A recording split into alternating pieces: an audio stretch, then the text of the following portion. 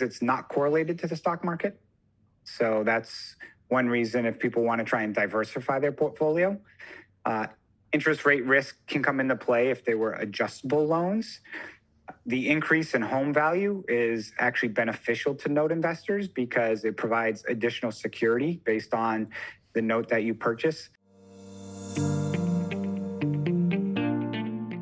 On this episode of Early Bird, Chris Seveney, founder of Seveney Note Investments. Chris joins the podcast today to talk about investing in mortgage notes, including the pros and cons, and how to get started with investing in mortgage notes. If you're an investor looking to stay on top of the latest market trends, then you're listening to the right podcast. This is Early Bird, and I'm your host, Stephen Lerner. Before we get to today's discussion, let me tell you how you can save time and beat the market through Early Bird, a free daily email newsletter featuring commentary about the latest trends in stocks, cryptocurrency, and equity crowdfunding. Early Bird is designed to help individual and non-professional investors stay on top of all of the critical investing trends. The newsletter is 100% free and is sent to your email box each weekday morning. Subscribe to Early Bird for free at www.earlybird.email. Once again, that's earlybird.email. And now, today's discussion. All right, Chris, thank you so much for joining us today on the Early Bird podcast. How are you doing? I'm doing wonderful. How are you, Stephen? I'm doing great. Thank you so much.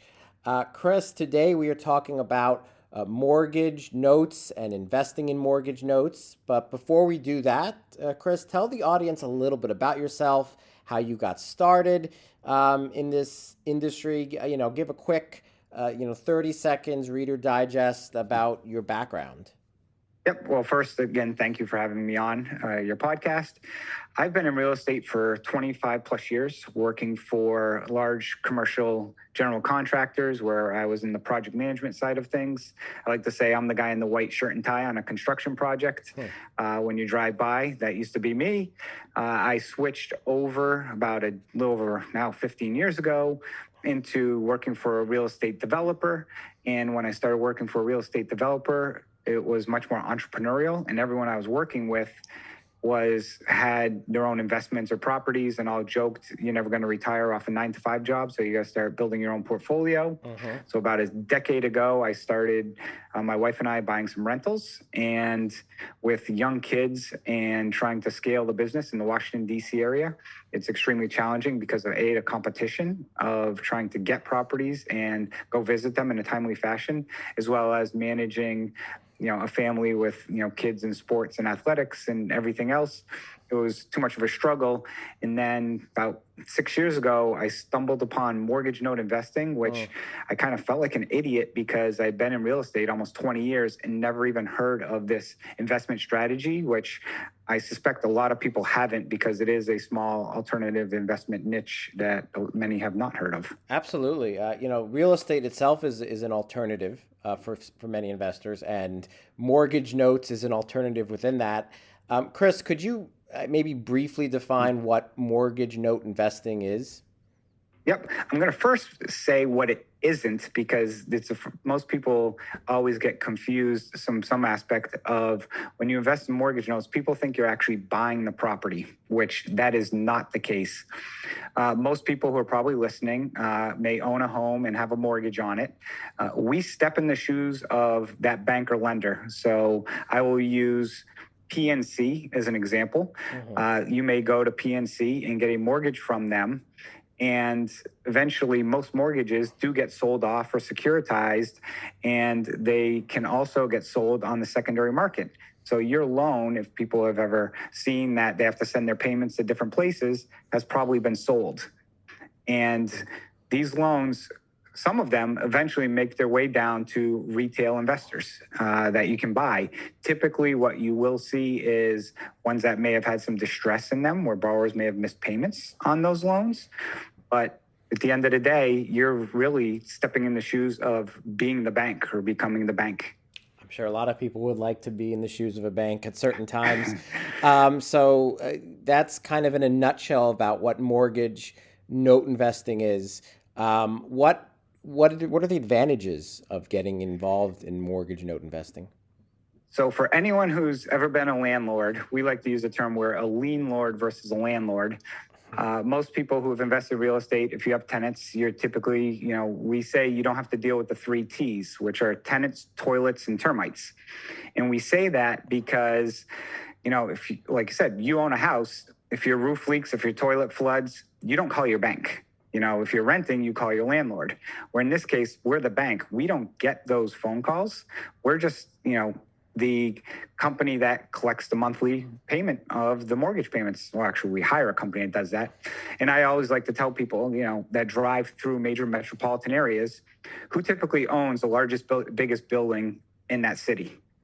And it's a bank/credit card company is who it is. And the banks, as Rockefeller likes to say, they control everything and own nothing. And when you actually look at it and look at the line of you being a note investor, it's very similar. You control the asset because they have to pay you. And if they don't, you can have certain recourses, which is backed by a secured investment. So if they stop paying, you have property that you could recoup from that. And you don't have to deal with a lot of those other headaches that you would be as for your landlord. Not to say that there's not headaches involved in this business, but it's very different from being a landlord. Well, you certainly use different aspirin if it's a different type of headache for this type of thing. And the advantages, I mean, there's so many of them. The rate of return can be pretty good, certainly better than, what you might get with a CD or anything like that. Absolutely. And you're as you were alluding to, you're not actually, if something breaks on a property that has nothing to do with you, you're not the landlord, you're the lien lord, as you said. So it's certainly an asset of the, it's an aspect of real estate investing that I think a lot of investors should know more about. But there are also some disadvantages, Chris. What are some of the disadvantages associated with note investing? Yeah, some of the disadvantages are if you're stepping in the shoes of the bank, you have to make sure you have built a team around you of an attorney, a servicer, which is a company that collects the payments. There's a lot of compliance, a lot of licensing issues that you need to follow. And it's different every state. So it's state by state. It's very different. But with that, it's much easier to invest in other states. That's one. Another is when you are using your cash, unlike traditional real estate, you don't get the benefits of depreciation on an asset or long-term capital gains. This income, if you're investing in it, is considered interest income. So it's taxed at an ordinary income rate. Which is so higher. A lot of people. Yep. So a lot of people we see will use a self-directed IRA account. So they will have their own individual IRA account that they, instead of investing in the markets, they can invest in traditional real estate. And a lot of people will do private lending or, mortgage note investing because they'll use their earned cash or taxable cash for real estate to get those depreciations. And then they'll use their retirement accounts for the notes because of the tax savings and benefits that get offset. So, I mean, you did a good job showing where the disadvantages are. To me, it seems like one of the big issues might be defaults. Sometimes that's going to happen, and as an investor, it may not benefit you that much or at all, really. And when you're talking about sort of investing in people's mortgages, to me, it sounds a little like it's almost like The Big Short, and you're investing in these distressed mortgages. It's nothing like that, though, right? It is, but it isn't. The Big Short did bring out a lot that went on during that time frame. We do invest in distressed mortgages, and they do get sold at significant discounts. I think one of the things that is different than that movie is when you are a retail investor, have a small company, you don't take years to respond like banks would, and people were trying to short sale the home or whatever. If we're trying to negotiate something with a borrower who has missed payments and try and keep them in the property, because that is our number one goal for more social, economical, as well as from a profitable standpoint, typically keeping borrowers in their home is more profitable than having to spend a lot of legal fees to foreclose on a borrower, you can absolutely make a decent return, double-digit returns, and it really goes to, again, setting up the team. But that's kind of where and I like The Big Short as a movie, and it opens up eyes to kind of what was going on during that time. It's much different now because of all the regulations, but there's also similarities on how things are done in regards to some of the types of investing from that perspective. Got it. And you mentioned about distressed investing, and I know you said to me earlier your company does a bit of that. Can you explain quickly what that is? Yeah, so a distressed mortgage is a loan that's more than 120 days past due. Now, a lot of people out there think if they miss a mortgage payment that somebody's going to come knock on their door and throw them out within 30 days. That is not the case. It does depend, state by state, varies.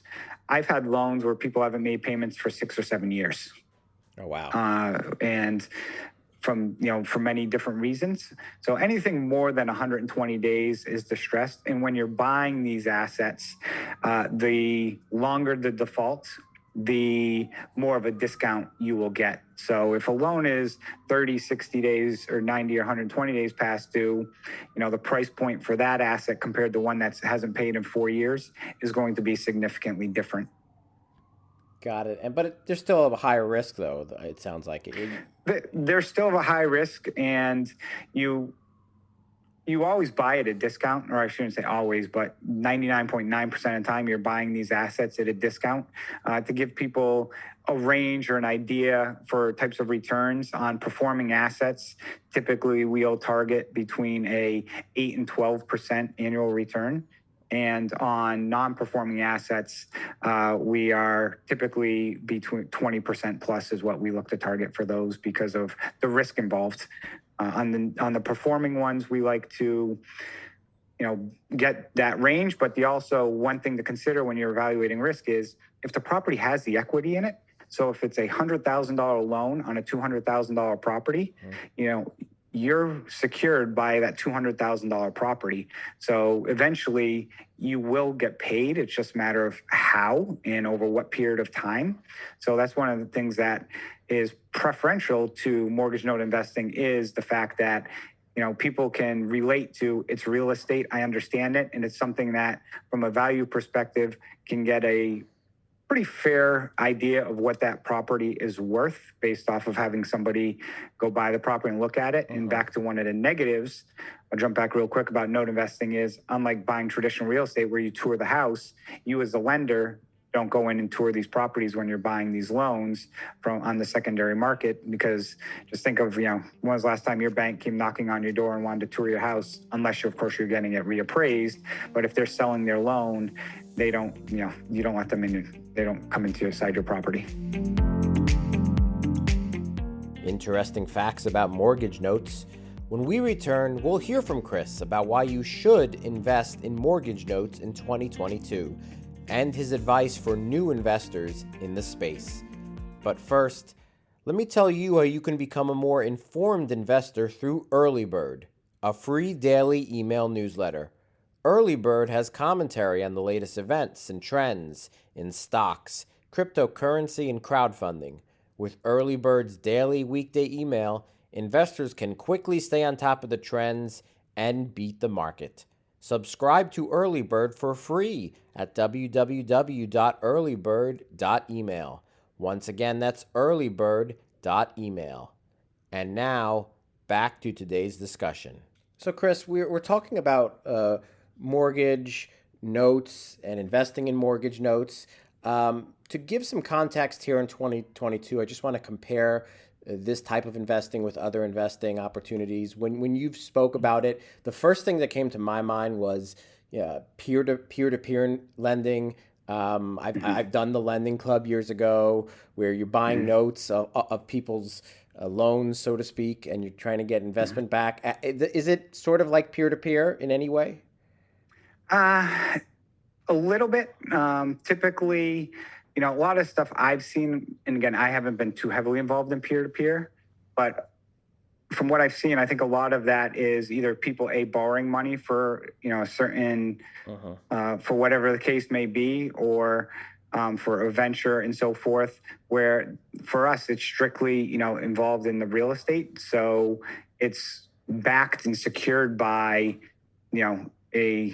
a property. Whereas if lending club and some of those, I'm not sure if there's property involved or what it may be backed, or it might be backed by a company or something else.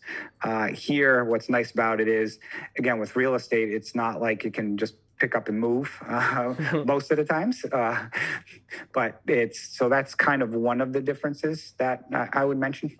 Got it. And looking at other forms of real estate investing, of course, there's REITs, Real Estate Investment Trust, both public and private. How does this compare to REITs? There's several different types of REITs. There are REITs that do buy a lot of these mortgages that you can invest in. And there's also REITs that go out and buy, large properties as well. It's similar in the sense of you can go out and buy notes with a few $1,000s, depending on the asset. What the REITs will provide you with is a larger blend of a portfolio versus buying one note. So it's like any type of investment. If you buy one stock versus investing in the S&P, your risk is going to be much higher, or higher volatility, most likely, similar to investing in one asset compared to a REIT, which may have thousands of assets from that perspective. So that's one difference. And again, the other is, just some of the tax differentials with REITs, you have to look at as well. Yeah. You talked about, stocks. Certainly here in 2022, stock market has not been kind to many investors. Given the volatile nature of stocks so far this year, why should investors maybe look at mortgage notes as an alternative? One is it's not correlated to the stock market. So that's one reason if people want to try and diversify their portfolio. Interest rate risk can come into play if they were adjustable loans. The increase in home value is actually beneficial to note investors because it provides additional security based on the note that you purchase. One of the things that I like to preach to people that you watch is really employment, because people can, house prices can go up, can go down, but if employment's stable, people have jobs, people are going to need a place to live. So people will, continue to pay and stay in their properties. Rent is something we look at a little bit as well, because if rents continue to jump and people's mortgages are less than their rent, well, they're going to want to stay in that house because they can't go anywhere else and rent for anything cheaper. So those, but back to the stock market, that's the one nice thing about it is it gives a diversification because of it has no correlation with the markets. That's good that it's not connected. So if you're an investor, you've never done this type of investing before in mortgage notes, how would you get started? There's a lot of education online that you can learn. There's courses, groups you can join. I always tell people you want to spend about 6 months if you want to physically be active in this space, you want to do 6 months of research to understand what it is that you're getting yourself into, because there's a lot to learn. There's a lot of players involved. There's funds out there just like REITs that you can also invest in that is, again, more passive, where you can get a good amount of education, but then you put your money into a fund and let people manage that for you. But at least you have the education and background to know what you're investing in. A lot of people today, for example, NFTs, I'll just use that as an example. I, till last week, did not know what an NFT was. So if someone said, hey, invest in these and so forth, I'd be like, I'm not going to invest in something. I have no idea what it was. And I Googled it because my daughter does a lot of artwork and so forth. And, somebody said, oh, your daughter should just sell one as an NFT. So I actually Googled what it is. So that's where I tell people to get some education and understanding for what the process is, how it works, so you can understand a little bit of what you'd be investing in. Makes sense. And it's okay. Most people still probably don't know what NFTs are all about anyway. So, but it's good to hear that you can take gradual steps. And then it sounds like there are some passive opportunities to sort of get your feet wet as well, which can be a good learning opportunity for new investors into mortgage note investing. Yeah. What we typically see is a lot of people may watch something online and somebody will make it look like it's very easy, which it's not. it's a business that you have to run. And then they'll try it for 6 months to a year and then realize this isn't worth the time or effort, and end up investing in some type of fund or, pool of notes that you can invest in, because it's a lot of work. Now, it can be passive depending on, how passive you want it to be. And if you're just lending, money out to somebody on a property that you may have owned as a rental and you don't want anymore, and you sell or finance it where somebody buys it, but you still hold the note and collect the payments, that can be, pretty passive. But if you're starting to go down the road of looking for a little better returns and start going down that distressed path, that is furthest thing from being a passive type of investment. So if you're an investor and you say, hey, I want to get into mortgage notes, what sort of advice, what strategies and tips would you offer to those investors? Yeah, it's due diligence. Like any, due diligence is the most critical component of this type of investing.